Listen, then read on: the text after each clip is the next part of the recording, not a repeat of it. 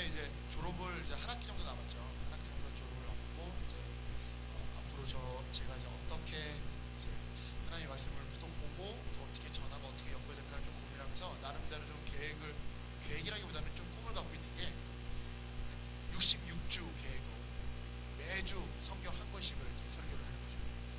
저만의 방법으로 몇 권 이제 제가 좀 참고하는 책들이 있는데 그것들을 좀 이렇게 잘 이렇게 버무려서 잘 짜집게 해가지고 잘 버무려서 어떻게 하면 창세기 하면 중심 말씀 딱 가지고 창세기에서 이걸 얘기하는 거다. 오늘날 우리에게 이러한 말씀을 전해주시는 거다. 나중에 마태복음, 사도행전을 통해 오늘날 우리에게 이런 말씀을 주신 거다. 막 이런 거를 좀 해보고 싶은 그런 꿈, 그런 어떤 의욕, 욕심, 이런 것들이 생겨납니다. 오늘은 사실 그 꿈은 아직 실현 단계는 없어요. 실현하지는 못했지만 오늘은 먼저 한번 역대상을 가지고 하루 1시간에 딱 이 짧은 시간 동안에 역대상을 통해서 설교가 1시간이라는 얘기는 아니에요. 갑자기 준현이가 깜짝 놀라가지고 상을 좀 1시간 뭐 이런 거 아니에요. 설교가 1시간이라는 얘기 아니에요. 당황하지 마세요. 그래요?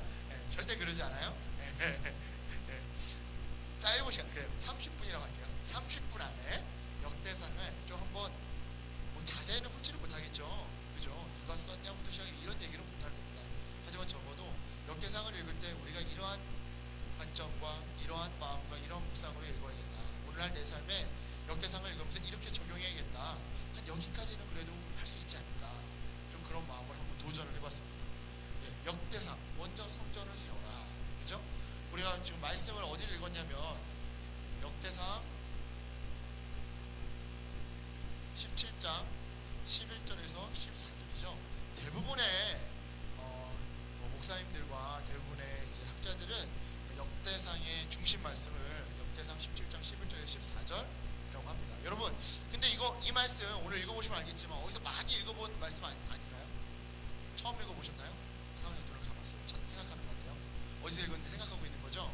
네, 여러분 아마 이게 사무엘 상에서 아마 사무엘서 파인가요? 제가 헷갈리네요. 네, 나단의 신탁입니다. 나단의 신탁이죠. 여러분이 사무엘 상하에서 아마 보셨을 거예요. 나단의 신탁입니다. 나단의 신탁. 여러분 역대상 읽기 쉬우신가요? 네? 읽기 쉬우신가요? 우리가 이제 성경을 쭉 읽어 나갑니다. 맨 처음에 창세기를 읽고 레위기의 고비를 한번 넘깁니다. 그죠? 그리고 나서 이제 쭉 읽어 나가다 보면 한 번 더 고비가 오죠? 어디입니까? 신명기죠. 레위기 재탕하는 것 같아요. 레위기 또 하나의 레위기가 딱 등장하는 것 같습니다. 신명기에서 또 한 번의 고비가 와요. 그래서 딱 신명기를 딱 그 고비를 어떻게 이겨내고 나면 그때부터는 역사서죠. 쭉 역사서예요. 그래서 쭉쭉 익힙니다. 그러다 이제 열왕기 하까지 딱 읽고 나면 이제 그때 또 한 번의 위기가 옵니다. 바로 역대상입니다. 역대상은 딱 시작하자마자 족보 이야기가 나와요. 지루해 죽겠죠. 우리 조상이 족보도 안 보는데 남의 조상 족보를 보고 있어야 되고, 우리나라 사람 이름도 외우기 어려운데 이거는 이름이 하나냐의 아들 오베돔부터 시작해가지고 여룻발 발음들이 어렵습니다. 그죠? 시험이 됩니다. 또 두 번째 시험이 되는 요소가 있어요. 고비가 되는 요소가 뭐냐면 했던 얘기 또 하니까. 그죠? 이미 사무엘 상하에서 다 한 다윗 이야기를 역대상에서 또 재탕을 하고 있으니까 듣기 싫은 거예요. 제가 어제 우리 청년부 설교 얘기하면서 얘기했는데 학생 시절 때 후배들이 제가 말하면 참 힘들어했어요. 왜냐면 제가 좀 한 말 또 하고 그런 버릇이 있거든요. 제가 얘기하면 참 우리 선교사 후배들이 참 마음 어려워했었어요. 근데 지금 이 역대상이 그러고 있어요. 이미 앞에서 다 한 다윗 이야기를 재탕하고 있거든요. 그죠? 그렇다면 여러분,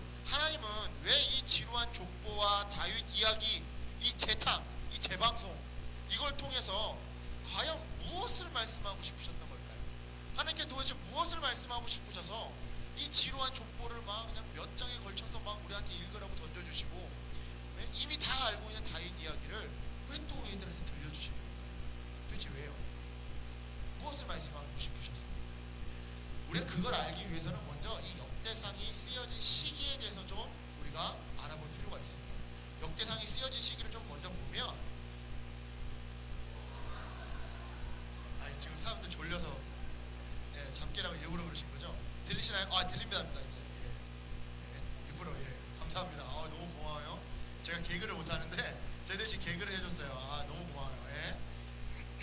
먼저 시기를 알아야 됩니다. 이 배경 시기를 알아야 되는데 이게 예루살렘이에요. 예루살렘이고 여기 지금 바벨론입니다.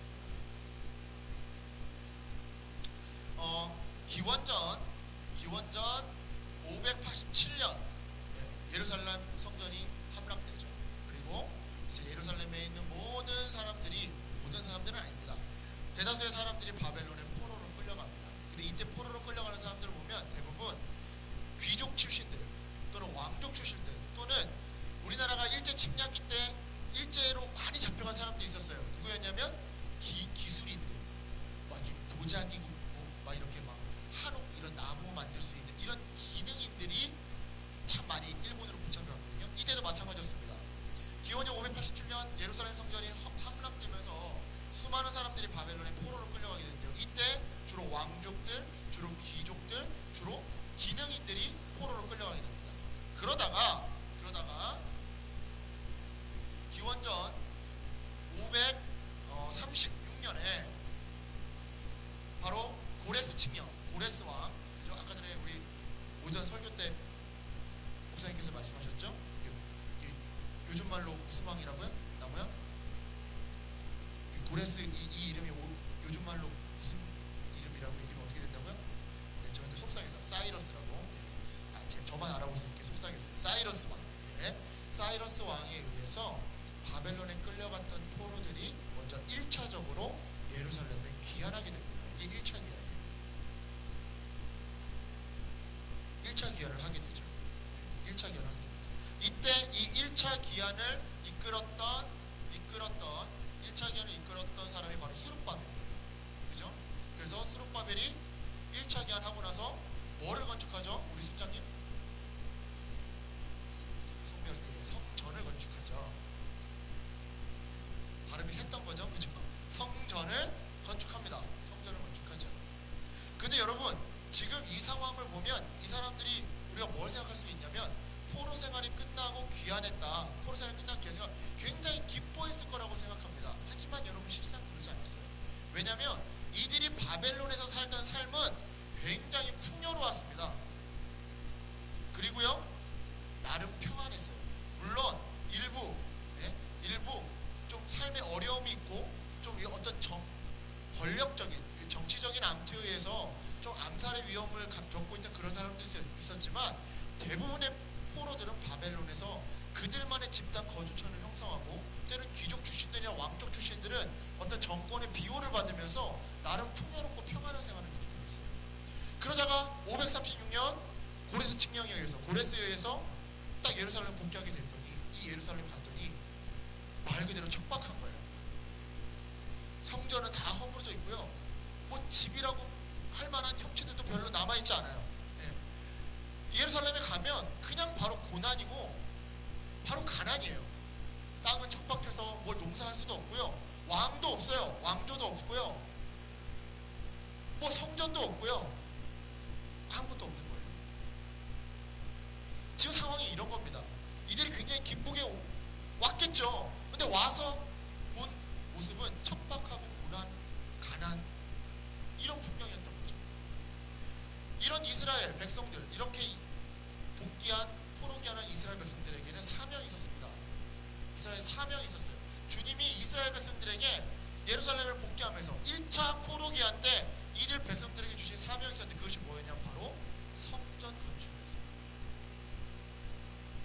다른 말로 예배를 세우라는 거였죠. 예배를 세우라는 거였어요. 하지만 여러분, 이스라엘 백성들은 예배를 다시 정했습니다. 예배를 다시 정의했어요. 어떻게 정의했냐면 예배란 인생이 잘 돌아가도록 하기 위해서 바르게 열심히 사는 것이라고 정의한 거예요. 인생이 잘 돌아가도록 바르게 열심히 사는 것, 이것이 예배라고 정의한 거죠. 여러분, 이게 뭐가 나쁘냐라고 생각할지도 몰라요.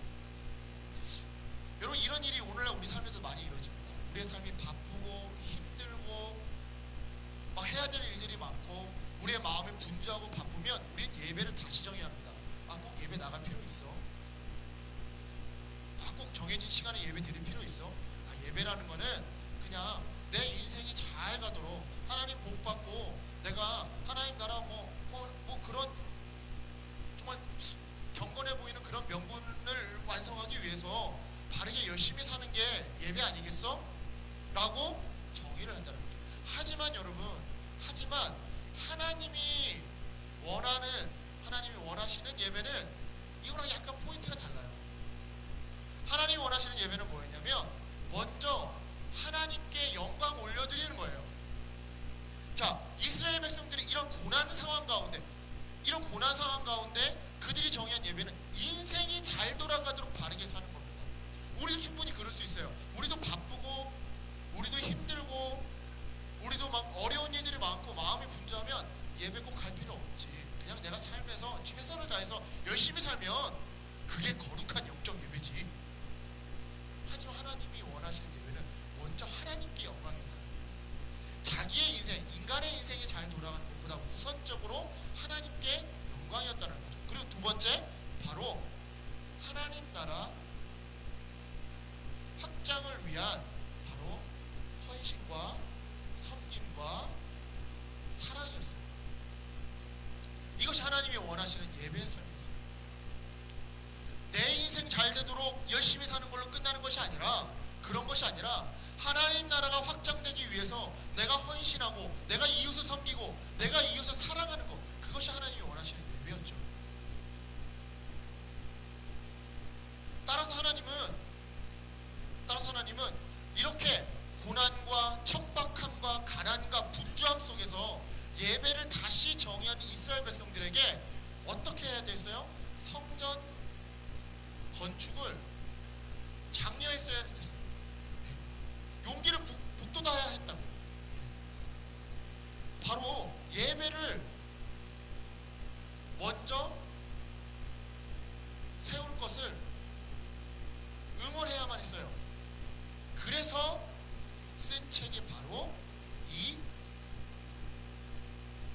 역대상이에요. 이러한 목적을 가지고 성전 건축을 장려하고 그들의 예배의 삶을 먼저 세우기 위해서 하나님은 그들을 응원하시고 그들을 장려하시고 그들을 복돋우기 위해서 쓰신 책이 바로 역대상이라는 거죠.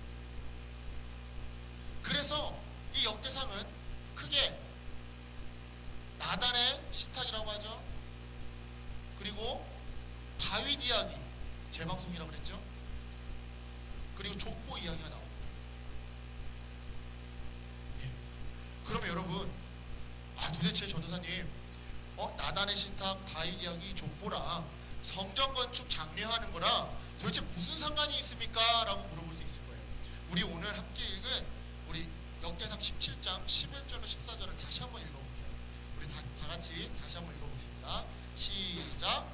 내 생명의 연한이 쳐서 네가 조상들에게로 돌아가면 내가 너희 뒤에 너희 씨 곧 내 아들 중 하나를 세우고 그 나라를 견고하게 하리니 그는 나를 위하여 집을 건축할 것이요 나는 그의 왕위를 영원히 견고하게 하리라. 나는 그의 아버지가 되고 그는 나의 아들이 되리니 나의 인자를 그에게서 빼앗지 아니하기를 내가 내 전에 있던 자에게서 빼앗음과 같이 하지 아니할 것이며 내가 영원히 그를 내 집과 내 나라에 세우리니 그의 왕위가 영원히 견고하리라 하셨다 하라. 아멘. 여러분, 이건 그 유명한 나단의 신탁입니다. 나단의 신탁이 어떻게 나오는지 여러분 다 아실 겁니다. 솔로몬이 어느 날 하나님의 언약궤를 보니까 자기는 막 이렇게 아름답고 멋있고 큰 그런 침대, 그런 방에서 자고 있는데 하나님의 언약궤는 그냥 마당에서 그냥 태양빛 속에서 물론 이렇게 장막 같은 게 있었겠죠. 태양을 가리는 그런데 그렇게 자기 잠자리에 비해서 굉장히 누추한 곳에 언약궤가 있는 거예요. 이스라엘 사람들에게 하나님의 언약궤는 하나님의 임재예요. 하나님의 임재. 그러니까 다윗이 이렇게 생각하고 있죠. 나는 이렇게 좋은 곳에서 자고 있는데 하나님 저렇게 누추한 곳에 자고 있구나. 내가 주님을 위한 집을 짓겠습니다. 성전을 짓겠습니다. 라고 결심한 거예요. 근데 하나님이 그 마음을 어떻게 진짜 찰떡같이 알고서는 나단을 보냅니다. 나단을 통해서 야 다윗아, 내가 이 천지 만물을 주는 천지 창조주 하나님이고 이 세상 모든 게 내 건데 네가 집을 짓는다고 해서 거기에 나를 수용할 수 있겠니? 수용할 수 없어. 그럼에도 불구하고 내가 여태까지 너희들과 장막에서 거하며 너희들과 함께 동행해 왔단다. 그런데 네 마음이 참 이쁘단다. 네가 성전을 짓는다고 내가 그 성전에 나를 수용할 수 있을 것 같아? 없어. 하지만 네 마음이 이쁘단다. 그래서 너에게 복을 줄게 라고 하시면서 나단을 통해서 그 축복의 말씀을 하신 게 바로 오늘 우리가 읽은 이 나단의 신탁 17장 11절로 14절 말씀입니다. 물론 사람들은 압니다.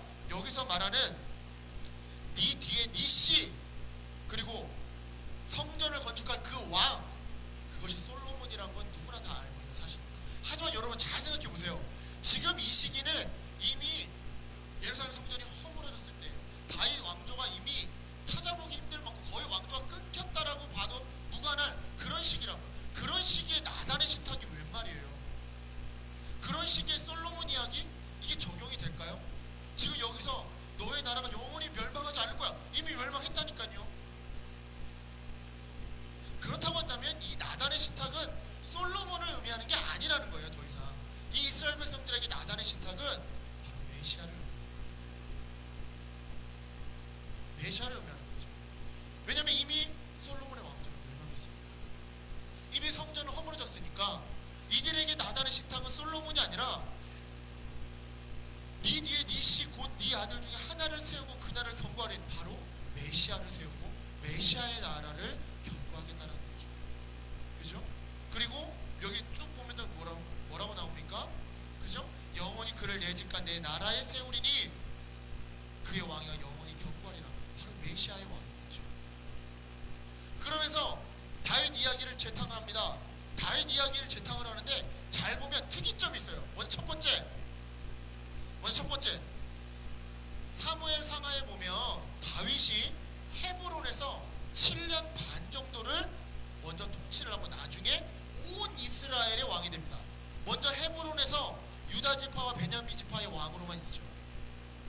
그런데 역대상하에서는 그 기록이 빠져 있어요. 물론 역대상 마지막에 헤브론에서 7년 반 다스렸고 나중에 온 이스라엘을 몇 년 동안 다스렸다 이런 말이 나오긴 하지만 그 헤브론 통치 기간에 대한 내용이 빠져 있더라고요. 특이점입니다. 왜 그랬을까요? 바로 나중에 이 메시아가 왔을 때는 뭐 이렇게 뭐 7년 이렇게 기다릴 필요 없어요. 십자가에 달려 죽으시고 부활하는 그 즉시 이 땅의 통치자 왕으로 설 것이다. 그걸 보여주고 싶었던 거죠. 두 번째, 다윗 이야기의 특징이 있습니다. 두 번째 특징은 뭐냐면 바로 밧세바와 저지른 그 죄의 참상이 나와 있지 않아요. 역대상에는. 왜 그랬을까요? 메시아는 죄 없는 완전한 사람으로 정말 하나님의 기쁘게 할 사람을 그리고 싶었던 거예요. 다시 말하면 다윗 이야기를 통해서 지금 이 척박하고 고난과 가난한 상황에 있는 이스라엘 백성들이 이 다윗 이야기를 통해서 앞으로 올 메시아를 바라보길 원했던 거죠. 그래서 다윗 이야기에서 그 밧세바와의 죄악의 참상은 말해주지 않은 거예요. 왜? 나중에 올 메시아는 그런 죄와는 동떨어진 인물이니까. 그리고 세 번째, 이 밧세바 사건 이후 다윗 가족에 막 피비린내 나는 막 반란과 반역과 근친상간 막 이런 것들이 있는데 그 기록도 없습니다. 역대상에는. 왜 그랬을까요? 이 다윗을 통해 메시아를 봤을 때 나중에 메시아가 오면 그렇게 사탄의 통치를 받는 게 아니라 그렇게 막 뭔가 어그러지고 삐뚤어진 그런 통치, 그런 막 반란 이런 것들이 아니라 정말로 메시아가 통치하는 주님 뜻대로 통치하는 그 나라, 그 통치가 도래할 것이다를 보여주고 싶었던 거죠. 마지막 네 번째 특이점은 뭐냐면, 다윗 이야기 특이점은 뭐냐면 다윗의 죄 중에 딱 두 가지를 얘기하는데 뭐냐면 바로 우사, 언약궤를 싣고 오는데 언약궤가 막 떨어질 것 같으니까 우사가 손으로 만져서 죽죠. 그거랑 그리고 다윗이 나중에 말년에 인구조사, 자기의 군사들을 개수하는 그 사건만 나옵니다. 근데 그 사건도 결국 다가올 메시아를 예표하는 사건이에요. 왠지 아세요 여러분? 우사의 사건을 통해 우리는 뭐를 할 수 있냐면 하나님이 정한 방식대로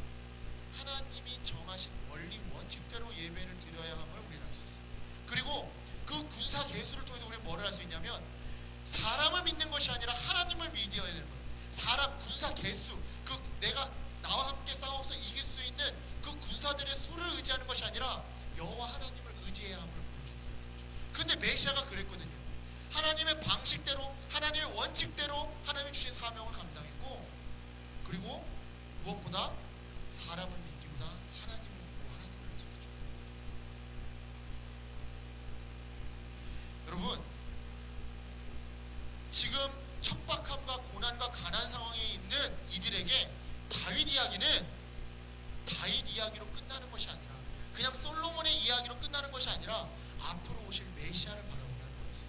그 메시아가 오면 이스라엘 백성들아, 너희들의 왕으로 단순간에 7년 동안 지체할 필요가 없어. 단순간에 왕으로 설 거야.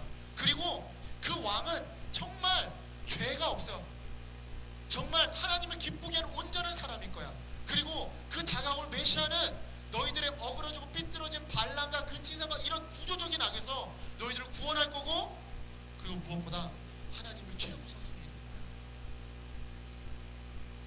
여러분, 이 메시아, 다가올 메시아라는 희망이 있었기 때문에 그들은 성전을 세울 수 있었습니다. 결국 나중에 언제죠? 여러분, 516년에 기원전 516년에 이들은 성전을 준공합니다. 성전을 준공하죠. 이들이 이런 척박함과 고난과 가난 상황에서 당장 내가 먹기 바쁘고 당장 내일 하기 힘들고 당장 막 나에게 닥쳐진 일이 더 급함에도 불구하고 성전을 세울 수 있었던 것은 바로 이 메시아, 다가올 메시아 희망이 있었기 때문에 그렇습니다. 그렇다면 여러분, 여기까지 조금 지루할 수 있어요. 그러면 지금 이 플롯을, 이 구조를 오늘날 우리 삶에 한번 적용해 보자고요. 오늘날 우리 삶에 한번 적용해 보자. 자, 여러분, 세상이 있어요. 세상이 있고요. 여기 뭐가 있냐면 바로 하나님의 나라가 있습니다.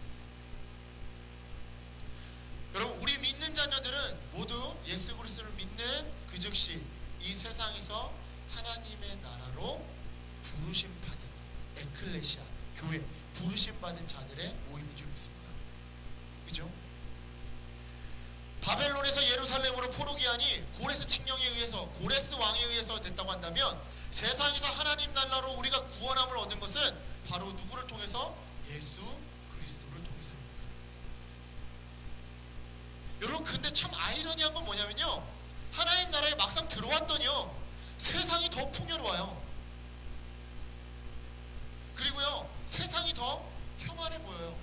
세상의 기준, 세상의 논리, 세상의 잣대가 더 평안해 보여요. 그리고 세상이 더 즐거워 보여요. 막상 예수를 통해 하나님 나라에 오니까요, 뭔가 풍요랑은 거리가 멀어요. 뭔가 가난이 있어요. 뭔가 고난이 있어요. 그리고 이전 세상 즐거움이 없어요. 이전 세상 즐거움이 없어요. 예전에 한 선배님께서 이런 말씀을 하셨어요. 여러분, 정직하게 사업하면 어떻게 되는 줄 아십니까? 라고 하더라고요. 여러분, 어떻게 될 것 같아요? 정직하게 사업하면 어떻게 되시는 줄 아십니까? 라는 그 질문에 우리들이 이제 후배들이 주님이 도와주세요. 그래서 그런 대답을 기대했어요. 근데 그 선배님이 뭐라고 대답하는지 아세요? 백전백패합니다. 여러분, 세상의 논리대로 사업하고 세상의 논리대로 살면 풍요를 보장받을 수 있을지도 모릅니다. 하지만 하나님의 나라에서 하나님의 법칙대로, 하나님의 말씀대로 사업하고 하나님 말씀대로 살아가면 우리 바보라고 손가락질 당할지도 몰라요. 남들 다 컨닝할 때 너는 컨닝 안 해. 에이 바보. 남들 다 뒷돈 이렇게 될 때 정직하게 해. 에이 바보. 그래서 풍요로움은 정말 거리가 멀지도 모릅니다. 우리가 세상에 살 때는 더 평안할지도 몰라요. 하지만 우리가 예수 그리스도를 믿는 그 순간 우리가 포기해야 되는 것들 때문에 우리가 더 고난에 빠질지도 모릅니다. 우리가 예수님 믿기 전에 세상에 있을 때는요, 친구들하고 막 술 한잔하고 막 나이트클럽 가고 막 놀 수 있어요. 근데 하나님의 나라 백성이 된 순간 이것들을 포기해야 됩니다. 그럼에도 우리에게 사명이 있습니다. 하나님의 자녀된 우리의 사명이 있어요. 그건 뭡니까? 바로 지상 대위임 명령입니다. 우리 졸리니까 함께 말씀 찾아보겠습니다. 마태복음입니다. 우리 함께 말씀. 다들 이제 피곤하시죠? 마태복음입니다. 마태복음 맨 마지막 28장입니다. 마태복음 28장 18절부터 20절까지입니다. 마태복음 마태복음 28장 18절에서 20절까지입니다. 우리 다 같이 한 목소리로 큰 소리로 잠이 떠나가라 읽도록 하겠습니다. 시작. 하늘과 땅의 모든 권세를 주셨으니 그러므로 너희는 가서 모든 민족을 제자로 삼아 아버지와 아들과 성령의 이름으로 세례를 베푸고 내가 너희에게 분부한 모든 것을 가르쳐 지키게 하라. 올지어다 내가 세상 끝날까지 너희와 항상 함께 있으리라 하시니라. 아멘. 예, 여러분, 우리 하나님 자녀된, 우리 하나님의 자녀된 우리들의 사명이 있습니다. 그 뭡니까? 바로 세계 복음화예요. 세계 복음화. 그토록 겟세마네에서 외치던 세계 복음화입니다. 세계 복음화. 그런데 여러분, 이 지상 대2인 명령은 무엇을 통해서 이루어질까요? 바로 성전을 세우는 것으로 가능합니다. 성전, 다른 말로 교회가 될 수도 있을 거예요. 근데 여러분, 성전, 이 성전이 단순히 여러분 장소의 개념일까요? 고린도전서 3장 16절에 보면 성전이 뭐라고 나와있죠? 바로 우리의 몸, 우리의 마음, 우리의 몸이 바로 하나님이 거하시는 성전이라고 나와있습니다. 그렇다고 한다면 성전을 세우는 것은 다시 말하면 뭐를 세우는 거냐? 우리가 예배자로서의 삶을 사는 것을 얘기하는 거예요.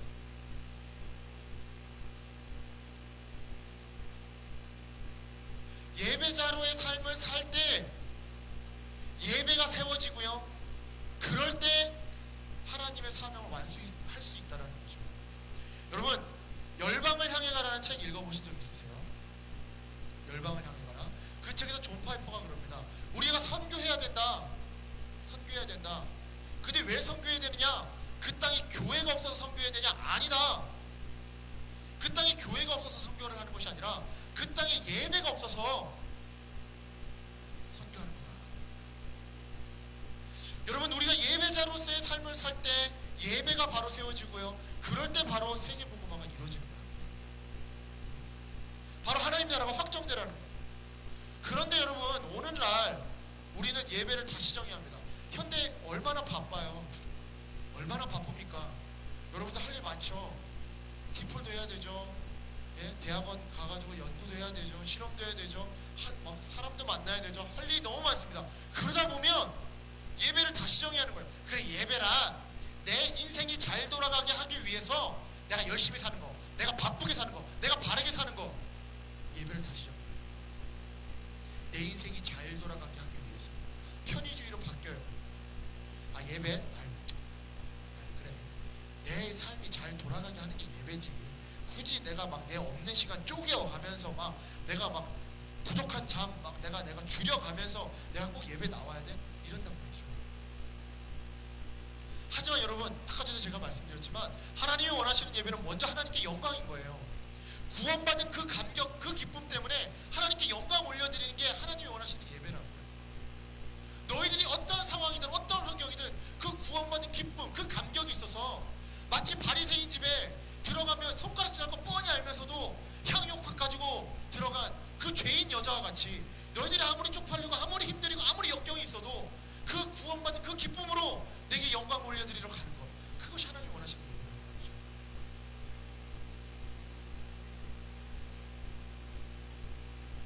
따라서 여러분, 우리가 예배를 통해 하나님 나라가 확장되고 세계 복음화가 완성되도록 주님이 우리에게 주신 책이 바로 이 역대상입니다. 이제 역대상이죠. 여러분, 어떻게 읽어야 되는지 여러분 감 잡으시겠어요? 우리의 가난과 고난과 역경과 힘듦 속에서도 우리가 먼저 예배자로서의 삶을 먼저 바로 세우고 그렇게 함으로써 하나님 나라를 확장시키라고 주신 책이 바로 역대상이라는 말씀입니다. 여러분, 우린 역대상을 통해서 메시아를 바라봐요. 예수 그리스도를 바라봐요. 역대상에 나와 있는 다윗이야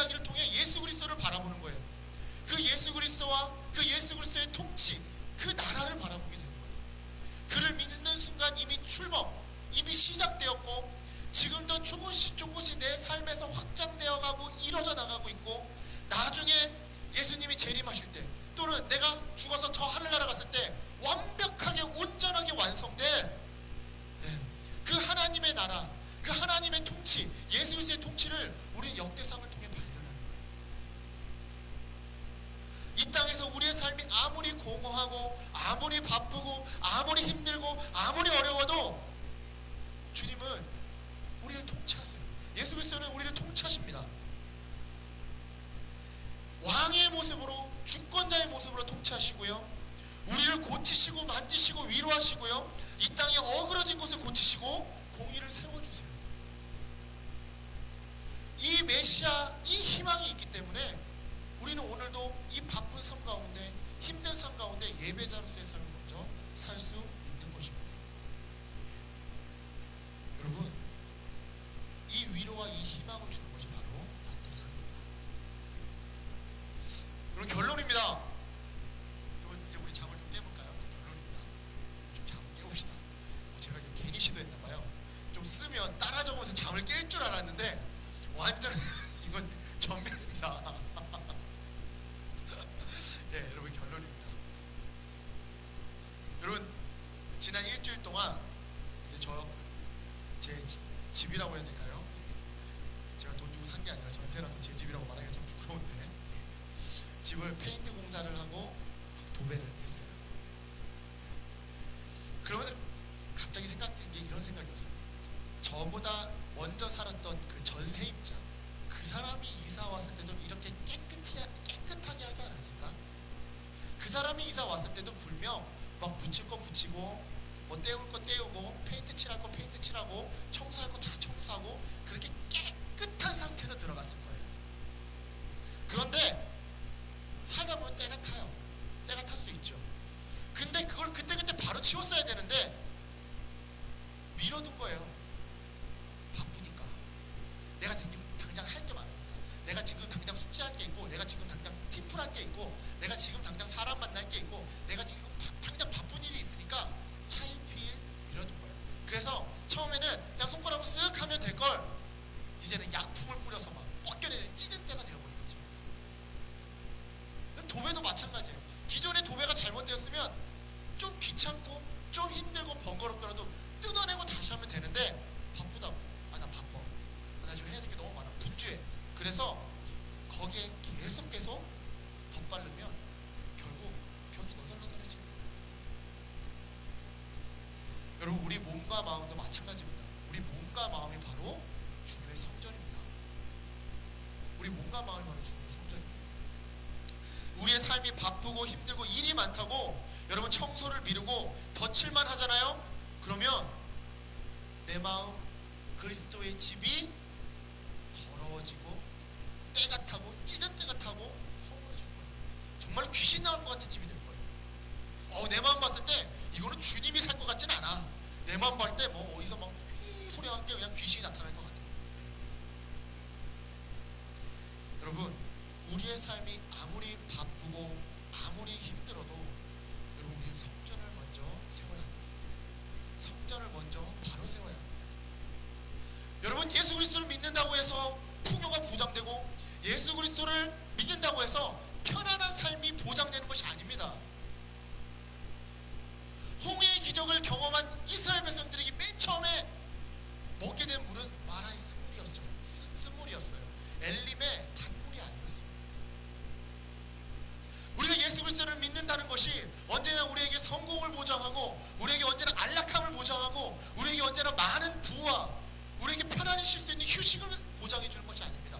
오히려 우리는 예수 그리스도를 믿는 순간 더 척박하고 더 고난과 더 가난의 상황 속에 우리 놓일지도 몰라요.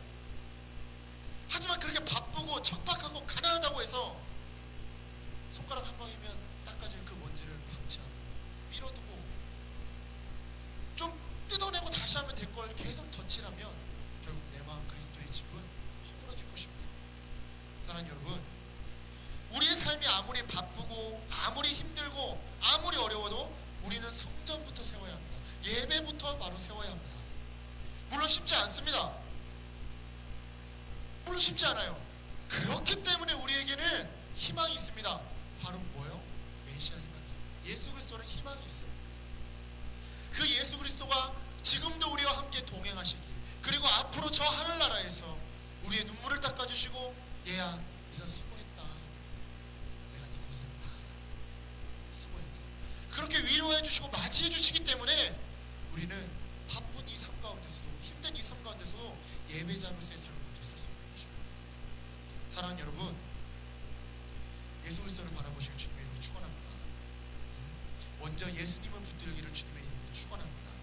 예수 그리스도와 이 땅과 저 하늘나라에서 함께 춤출 그 천국 잔치를 여러분 한번 꿈꿔보길 소망합니다. 여러분 그 희망으로 먼저 성전을 세우시기 바랍니다. 먼저 예배자로서의 삶을 먼저 세우시길 바랍니다. 먼저 아침에 눈 뜨자마자 나 오늘 뭐뭐 했어야 돼, 뭐뭐 해야 돼, 뭐뭐 해야 되고 생각하기보다 먼저 눈 뜨고 일어나면 먼저 말씀부터 보고 기도부터 하고 하나님과 대화하는 시간 먼저 갖길 소망합니다. 아무리 무슨 일이 있고 바빠도 예배를 여러분 삶의 우선순위에 두기를 소망합니다. 여러분 그렇게 함으로써 정말로 여러분 삶에 무너진 예배를 다시 세우고 여러분 마음 가운데 무너진 주님의 그 성전을 다시 세우시는 그런 은혜가 한 주 동안 여러분 삶에 있기를 주님의 이름으로 축원합니다. 아멘. 자, 기도하겠습니다. 사랑하는 풍성하신 주님, 그 옛날 이스라엘 백성들에게 이 역대상 말씀을 주시면서 다윗을 통하여 또 나단의 신탁을 통하여 메시아를 바라보게 하시고 그 오실 메시아가 있기에 그들의 어려운 환경 속에서도 능히 그 환경을 이겨내며 성전을 먼저 세울 수 있도록 하나님 은혜를 허락하여 주신 것 감사합니다. 하나님 그때 그 은혜가 그 시대 그 시절의 은혜로만 끝난 것이 아니라 오늘날 우리들의 삶에도 이어져서 우리의 바쁜 삶 가운데 우리의 힘들고 어려운 삶 가운데서도 우리가 삶에 눌려서 예배를 소홀히 하고 주님 찾는 것을 소홀히 하는 것이 아니라 먼저 예배를 세우고 먼저 주님을 찾게 하여 주시니 하나님 참으로 감사합니다. 주님 우리가 오늘 들은 이 말씀 가지고 한 주 동안 또 살아갈 때에 먼저 아침을 일어나 먼저 주님과 교제하고 먼저 말씀을 읽고 먼저 주님께 엎드려 기도하며 먼저 그렇게 예배를 세우며 살아가는 우리 지체들 될 수 있도록 주님 붙들어 주시옵소서. 주님 한 주간의 삶 가운데 하루에 단 한 구절이라도 말씀을 읽게 하여 주시옵시고 그 말씀이 내 마음에 찌든 때와 내 마음에 덕적지 붙은 하나님 그 모든 더러운 것들을 벗겨내고 씻겨내는 그 놀라운 은혜를 날마다 체험할 수 있도록 주님 붙들어 주시옵소서. 하나님 시대가 날로 바쁘다고 합니다. 우리를 날로 바쁘게 하고 우리를 혼란스럽게 합니다. 이 시기 가운데 우리 포도나무교회 청년들이 그리고 우리 포도나무교회 성도들이 먼저 주님 말씀 붙들고 살아갈 수 있도록 먼저 예배를 자신들의 삶의 우선순위에 두고 살 수 있도록 그 믿음 그 신앙을 허락하여 주시옵소서. 무엇보다